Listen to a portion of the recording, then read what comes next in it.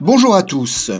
Le CV, ou curriculum vitae, qui signifie parcours de vie, reste l'un des outils incontournables de toute recherche d'emploi. En effet, toute procédure de recrutement débute par la présélection des candidats à partir de leur CV, quelle que soit sa forme, papier ou numérique, comme un blog ou un profil sur un réseau social professionnel. Pour vous aider à construire votre CV, vous trouverez de multiples conseils, règles, souvent contradictoires. Sachez pourtant qu'il n'y a pas de règle absolue ni magique pour élaborer un CV vous garantissant à coup sûr un entretien d'embauche. Alors, comment construire un CV donnant envie à un recruteur de vous rencontrer ? Voici 4 questions à se poser avant d'envoyer son CV. Votre CV a-t-il une bonne présentation ? Est-il pertinent ? Reflète-t-il votre personnalité ? Et est-il conforme à la culture de l'entreprise que vous convoitez ?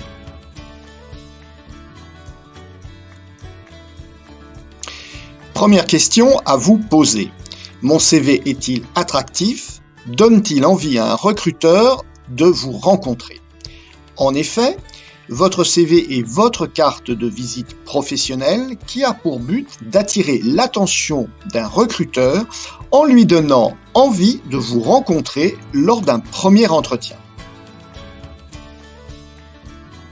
Choisissez une mise en forme claire, aérée, facile à lire pour le recruteur. Et donc, si vous êtes expérimenté, préférez un CV de 2 pages. Une typographie mettant en valeur vos informations importantes par l'utilisation de majuscules ou de mots en caractères gras. Et des couleurs adaptées à la culture de l'entreprise que vous convoitez. Enfin, n'oubliez pas que lors de la présélection des CV, un recruteur ne passe pas plus de 30 secondes pour lire chacun d'entre eux. Que la lecture de tout document se fait en Z, en partant du haut, puis en diagonale et enfin vers le bas du document.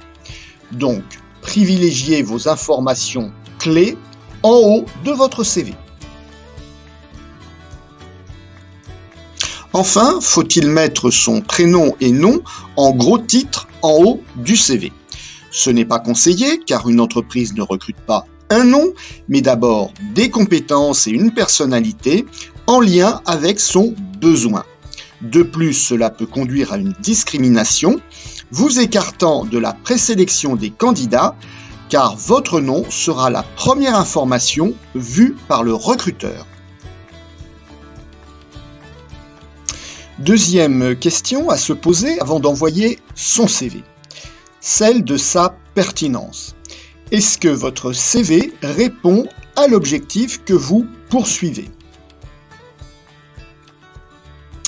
En effet, il existe 3 situations distinctes dans lesquelles vous pouvez envoyer votre CV. Soit en réponse à une offre d'emploi publiée, soit dans le cadre d'une candidature spontanée, ou enfin pour présenter et défendre votre projet de formation dans le cadre d'une reconversion ou évolution professionnelle. Donc, personnalisez le contenu de votre CV par rapport à l'objectif poursuivi en évitant les copier-coller. Par exemple, si votre objectif est de répondre à une offre d'emploi, reprenez les mots-clés de l'annonce pour les faire apparaître dans votre CV. Car souvent, ce sera un logiciel qui effectuera la présélection des candidatures.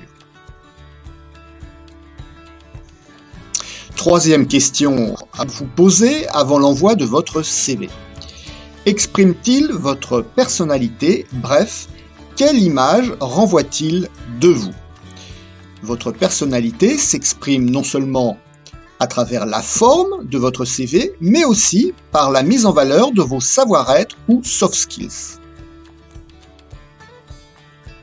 Nous avons déjà évoqué l'importance de la mise en forme de votre CV pour attirer l'œil du recruteur, c'est-à-dire les images, les couleurs. Mais choisissez une mise en forme qui corresponde à votre personnalité et à l'emploi visé, afin d'éviter un décalage entre les premières impressions du recruteur suite à la lecture de votre CV et celles du premier entretien. Un emploi, c'est aussi des soft skills, c'est-à-dire des savoir-être, qui révèlent votre personnalité. Donner la liste de vos savoir-être n'a pas d'intérêt si vous ne les replacez pas dans un contexte professionnel.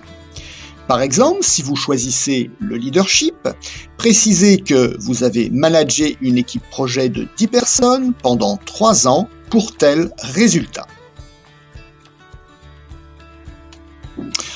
Enfin, dernière question à vous poser, votre CV est-il conforme au secteur d'activité et à la culture de l'entreprise convoitée ?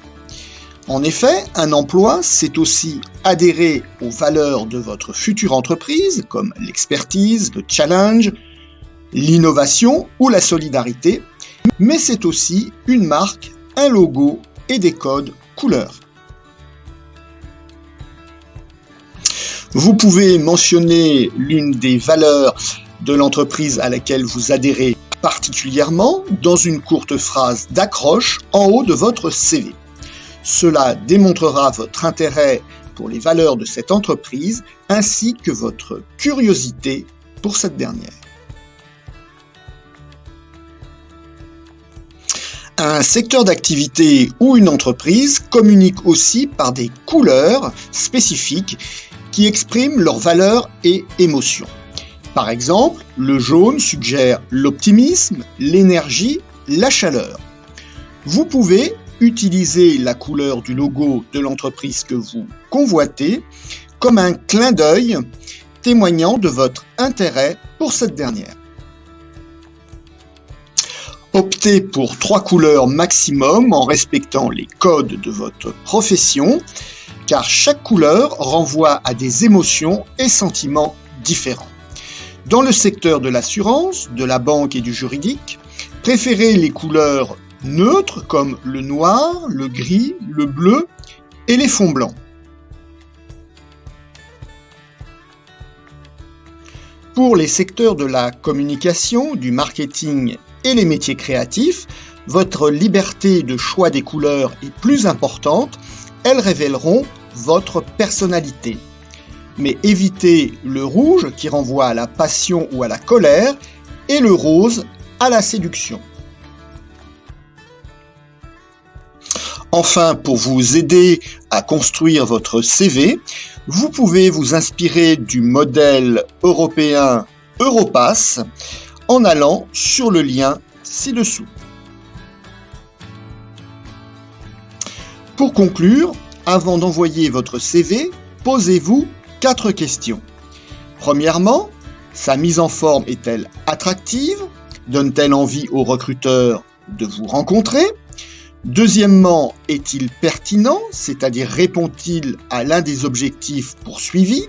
Réponse à une offre, candidature spontanée ou projet de formation ou de stage. Troisièmement, mon CV révèle-t-il ma personnalité, c'est-à-dire mes savoir-être ? Et enfin, est-il conforme à la culture de l'entreprise dans laquelle j'ai envie de travailler et au code de mon métier. Merci à tous de m'avoir écouté et bonne chance dans vos recherches d'emploi. N'hésitez pas à liker ou à partager cette vidéo si vous l'avez aimée bien sûr et à bientôt sur la chaîne des déclics de l'emploi.